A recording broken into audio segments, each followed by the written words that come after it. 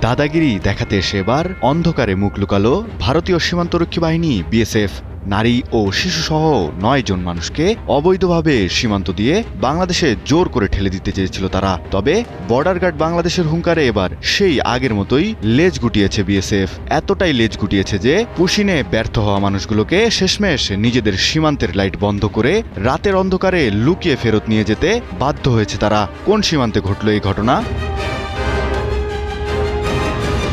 ভারতীয় সীমান্তরক্ষী বাহিনী অবৈধভাবে পুশিনের ঘটনা এখন দৈনন্দিন ঘটনা হয়ে দাঁড়িয়েছে। তবে সীমান্তে যখন অবৈধভাবে পুশিন শুরু করে বিএসএফ, তখনই বাজ পাখির মতো সতর্ক থাকে বাংলাদেশ সীমান্তরক্ষী বাহিনী, আর তাদের সাথে যোগ দেয় বাংলার জানবাজ স্থানীয়রা।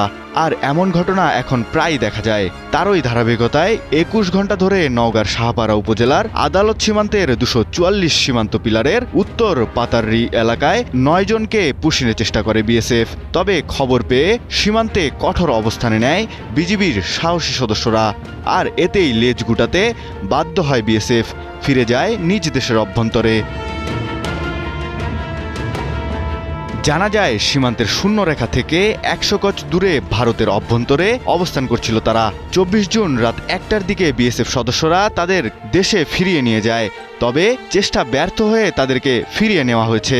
অনেকে মনে করছেন এই লাইট বন্ধ করে রাতের আধারে তাদের নিয়ে যাওয়া হয়েছে।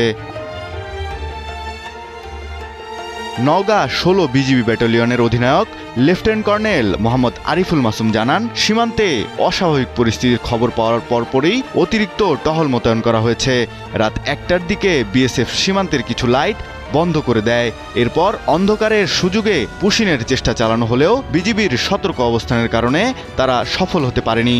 এরপর লাইট বন্ধ অবস্থাতেই তাদেরকে ফেরত নিয়ে গেছে, কারণ ভোরের আলো ফোটার পর ওই স্থানে আর কাউকে দেখা যাচ্ছে না।